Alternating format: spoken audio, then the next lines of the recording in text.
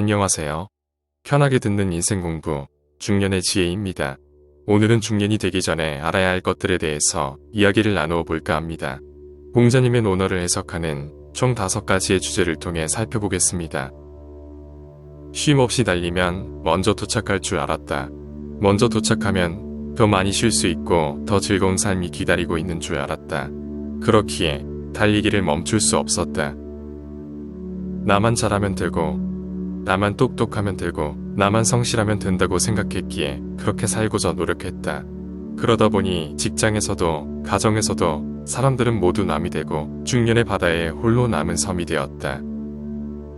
50이 되어 인생은 쉼 없이 달리는 게임이 아니라는 것을 깨달았다. 죽도록 일해도 빚없는 인생이기조차 쉽지 않았기에 인생은 속도가 아니라 방향이 더 중요하다는 걸 실감했다. 인생의 하프타임에서 퇴직, 실직, 전직, 조기 은퇴, 건강 등 뭐 하나 긍정적인 게 없지만 그냥 주저앉기에는 너무나도 긴 시간이 기다리고 있다. 자신감은 떨어지고 부담감은 가중되는 압박 속에서 중년의 고민이 깊어지고 있다. 새로운 도전과 선택, 변화 앞에서 머뭇거리며 주춤하고 있다. 공자께서는 40에 세상의 흔들림으로부터 벗어나 부록이 되셨다는데 2500년 전 사람들보다 훨씬 똑똑하다는 우리는 어찌하여 중년이 되도록 먹고 사는 문제조차 벗어나지 못하는 걸까? 겉으로는 태어난 척해도 중년의 우리들은 정서적으로, 경제적으로 힘들어하고 있다. 지난 2500년 동안 논어만큼 많은 이에게 큰 영향을 준 책도 없다. 경영자와 정치가, 리더들은 모두 논어를 읽고 인생을 바꾸었다. 인생의 절반 즈음에 읽는 논어는 특별하다. 지금 하는 변화가 진짜 변화, 지금 하는 선택이 진짜 선택이기 때문이다. 이제부터의 인생은 속도가 아니라 방향이다. 첫 번째, 공허한 중년을 위한 공자의 말씀으로 우리의 삶을 돌아본다. 스스로에게 미움받지 않기. 중년에 챙겨야 할 진짜 문제가 하나 있다. 타인에게 미움받는 것도 큰 문제이지만 스스로에게 미움받는 것이 더 큰 문제이다. 그렇다면 스스로에게 미움받는다는 것은 어떤 것일까? 중년이 되도록 특별한 퍼스널 브랜드나 강점이 없는 스스로를 바라볼 수밖에 없는 경우이다. 예를 들어 한 달에 책 한 권도 읽지 않는 자신을 바라볼 수밖에 없는 경우이다. 아무런 대책도 세우지 못했는데 갑자기 퇴직하라는 회사의 압박에 시달려야 하는 자신을 바라볼 수밖에 없는 경우이다. 늘 바쁘다는 말을 입에 달고 살지만 정작 인생의 중요한 것을 놓치고 마는 자신을 바라볼 수밖에 없는 경우이다. 돈으로 행복을 살 수 있을 줄 알았다. 학업을 마치면 누구나 일을 시작한다. 시기의 차이가 있을 뿐 일을 하지 않을 수는 없다. 남자나 여자나 도시 사람이나 시골 사람이나 미혼자나 기혼자나 모두 독립해서 살아가기 위해 일을 해야만 한다. 결혼하고 가족이 하나 둘 늘기 시작하면 직업은 선택이 아닌 필수가 될 수밖에 없다. 처음에는 월세도 가슴 뛰는 행복이지만 시간이 가면서 전세가 필요한 이유가 넘쳐나고 자가주택이 필요한 이유가 너무도 많아진다. 은행 융자금이 집값의 반이 넘어도 생일 처음으로 우리 집을 장만했을 때 세상을 다 가진 듯한 비는 가슴을 억누를 수는 없다. 하지만 아무리 열심히 일해도 빚 없는 인생이 되기란 결코 쉬운 일이 아니라는 것을 중년이 되며 깨닫는다. 첫 아이를 낳았을 때 아내 혼자 병원에 보내놓고 상사 눈치가 보여 외출도 못하고 회사에서 끙끙대고 있었던 이유. 아이들이 초등학교 다니는 6년 동안 6번의 운동회가 있었음에도 단 한 번도 제대로 참석하기 어려웠던 이유. 일주일에 단 하루 일요일도 제대로 쉴 수 있었던 날이 손에 꼽는 이유. 휴일이면 놀러 가자는 아이를 뿌리치고 피곤함에 잠을 청해야 했던 이유가 있다. 다시 돈으로 모두 해결될 줄 알았다. 힘들지만 월세를 지내고 전세를 지나 새 아파트에 입주하면 그동안의 미안함과 소홀함을 다 이해하고 박수받을 거라고 생각했다. 멋진 차 아파트만 있으면 그동안의 소원함을 메워줄 수 있을 거라고 생각했다. 돈이 모든 것을 해결할 줄 알았고 행복에는 돈이 필요하고 돈을 벌려면 많은 것을 희생해도 그만한 가치가 있다고 생각했다. 하지만 살아보니 돈으로는 반 정도만 해결할 수 있다. 오해 좋았던 형제들도 부모님의 장례식이 끝나면 서서히 갈라지는 모습을 자주 보게 된다. 마음속으로야 우리 형제들은 다른 집안의 형제들과 다르다고 생각하지만 막상 상속 문제가 현실이 되면 별 수 없다는 것을 깨달으며 인생이 씁쓸해진다.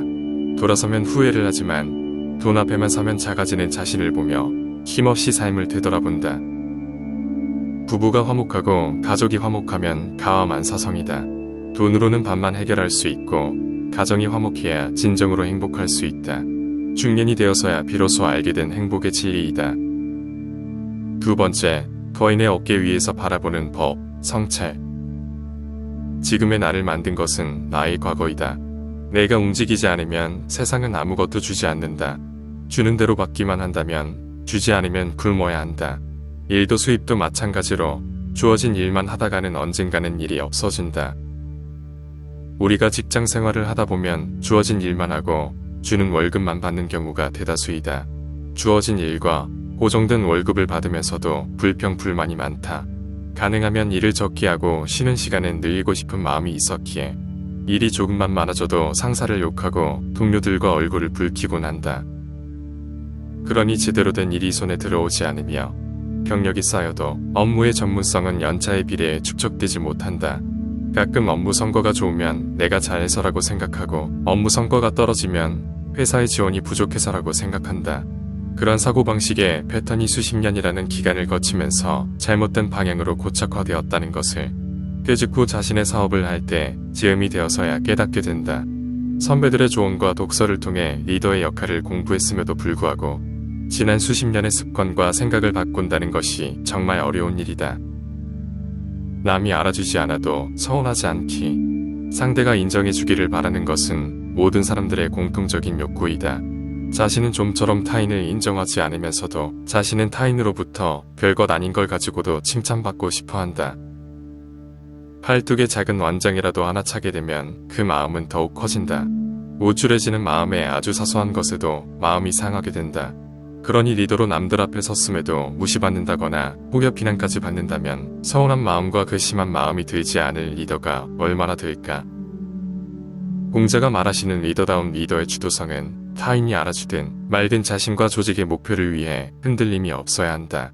남들이 알아주지 않더라도 노여워하거나 서운해하지 않는 건강한 마음을 갖고 있어야 한다. 일희일비하지 않고 흔들림 없이 사람을 품어주는 그런 사람이 바로 리더이다. 세 번째, 거인의 어깨 위에서 바라보는 법, 균형. 잘못을 알고도 고치지 않는 게 잘못이다.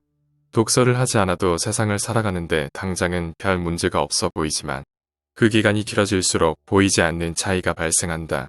눈에 보이지 않는 이 차이는 종종 우리 삶에 치명적인 타격을 주기도 한다. 세상과 단절된 고정관념으로 주변인들과의 관계가 힘들어지기도 하고 축적되는 스트레스에서 벗어나지 못하게 되기도 한다. 세상과 단절된 고정관념으로 주변인들과의 관계가 힘들어지기도 하고 축적되는 스트레스에서 벗어나지 못하게 되기도 한다. 한 분야의 책만 읽어왔다면 이제는 바꿔보는 게 좋다. 지난 수십여 년 동안 전공 분야 혹은 전문 분야의 서적을 집중적으로 보아왔다면 중년의 거기에서는 시선을 다른 쪽으로도 확대해 볼 필요가 있다. 물론 한 분야의 전문가가 되기에도 벅찬 것이 현실이다. 공학을 연구하고 개발하는 기술자라면 수십 년간 전공 분야의 책을 보는 것만으로도 벅찰 것이다. 마케팅 전문가로 일하는 직장인 역시 마찬가지이다. 분야를 막론하고 이것은 동일하다. 전문성을 높이고 역량을 키우기 위한 독서가 불필요하다는 것이 아니라 다른 분야의 독서를 함께 한다면 새로운 통찰력을 얻을 수 있다는 것을 말하는 것이다. 이를테면 엔지니어가 인문학 서적을 읽어본다면 색다른 통찰력이 생길 것이다. 마케팅 전문가 역시 전공 분야를 쉽게 풀이한 서적을 읽어본다면 보다 차별화된 마케팅 역량을 보유할 수 있을 것이다. 인생의 절반 즈음에서 인생의 후반전을 계획하라. 우리의 삶을 2등분할 수 있다면 그것은 전반전과 후반전일 것이고 중년은 그 기로에 서 있다. 대부분의 운동 경기가 그렇듯 아무리 철저하게 준비해도 전반전을 마치고 나면 결과에 아쉬움이 남기 마련이다. 조금 더 잘할 수 있지 않았을까 아쉬움이 남는 것이 당연하다. 그래서 선수들은 하프타임에 코치와의 회의 시간이 매우 소중하다. 후반전의 전략과 계획을 더 완벽하게 세우기 위해서이다. 하프타임은 단순히 쉬어가는 시간이 아니라 후반전의 전략을 구상하여 역전극을 만들어낼 수 있는 소중한 시간이다. 하프타임을 잘 활용하면 승리의 가능성이 올라가고 우리 인생 여정도 이와 비슷하다. 인생에는 하프타임 시기가 정확하게 정해져 있지 않다. 누군가에게는 그게 40일 수도 있고 50일 수도 있다. 하지만 중년쯤이라면 반드시 이 시기를 겪게 될 것이다. 지금부터 몇 년간을 하프타임이라고 생각하고 후반전을 성공하기 위한 전략을 세우면 된다. 네 번째, 인생이 보이기 시작할 때 필요한 것, 성수. 그릇을 뜻하는 한자인 그릇 기자를 살펴보면 그릇처럼 생긴 네모가 4개나 들어있다. 우리가 인생을 살아가면서 균형 잡힌 4개의 그릇이 필요하다는 현인들의 숨은 뜻이 담겨 있다. 인생의 첫 번째 그릇은 나를 위한 그릇이다. 자기 밥그릇은 스스로 만들어야 한다는 말이 있다. 나라와 세상을 구하는 큰 인물이 되는 것도 좋지만 우선 자기 자신부터 책임질 수 있어야 한다.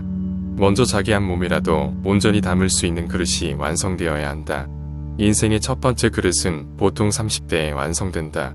첫 번째 그릇이 잘 만들어지면 두 번째 그릇을 쉽게 만들 수 있지만 첫 번째 그릇이 어설프면 두 번째 그릇도 그의 영향을 받게 된다.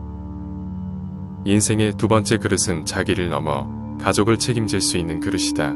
건전한 직업과 일을 통해 자신과 가족을 건사할 수 있는 조금 더 큰 그릇으로의 변화를 의미한다. 가족을 부양해야 하는 인생의 두 번째 그릇은 보통 중년에 완성된다. 예전 같으면 두 번째 그릇에서 인생의 그릇이 멈추는 경우가 많았겠지만 지금은 과학과 의술의 발달로 세 번째 그릇을 만들 수 있는 시대가 되었다. 그렇기에 우리는 세 번째 그릇을 반드시 준비해야 하는 것이다. 인생의 세 번째 그릇은 사회의 보탬이 되는 그릇이다. 직업과 일이 단순히 생계를 넘어 사회의 보탬이 되는 것을 의미한다. 사회의 보탬이 되기 위한 그릇은 사회의 어른이 되는 시점에 완성이 될 것이다. 인생의 노년기에는 노동력으로 사회에 기여하기 위한 충분한 생산성을 내기 어렵다.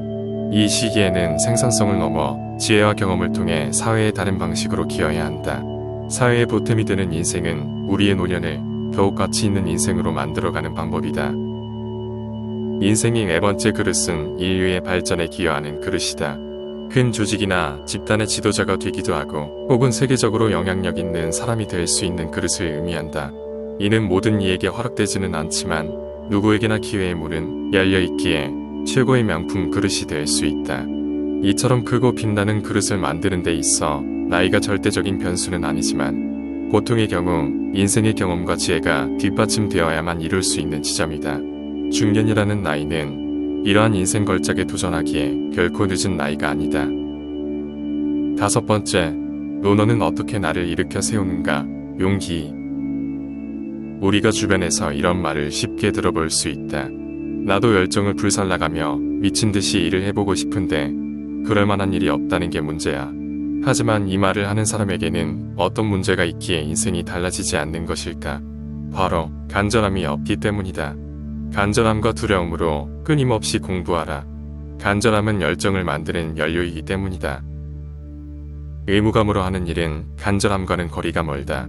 그렇기에 대부분의 사람은 간절함이 없이 살아가게 되는 것이다. 가장 중요한 것은 현재 하는 일에 의미를 부여하는 것이다. 일에 의미를 더하는 것은 시들어가는 꽃에 물을 주는 것과도 같다. 꽃이 시들어가는 것은 꽃이 아름답지 않아서가 아니라 관심과 물이 부족하기 때문이다. 우리가 하는 일에 간절함이 없게 되는 것은 현재 하는 일이 의미가 없어서가 아니라 관심과 의미 부여가 충분하지 않아서이다. 혹시 같은 일을 하고 있더라도 누군가는 간절함을 바탕으로 성취하며 일을 하고 있지는 않은지 살펴보아라. 본인만 의무감으로 일을 하고 있다면 지금 당장 당신이 하는 일에 관심을 갖고 의미를 부여해야 한다. 만약 현재 하는 일에 도저히 의미를 부여하기가 쉽지 않다면 직업이나 경력을 바꾸는 용기를 갖는 것이 필요하다.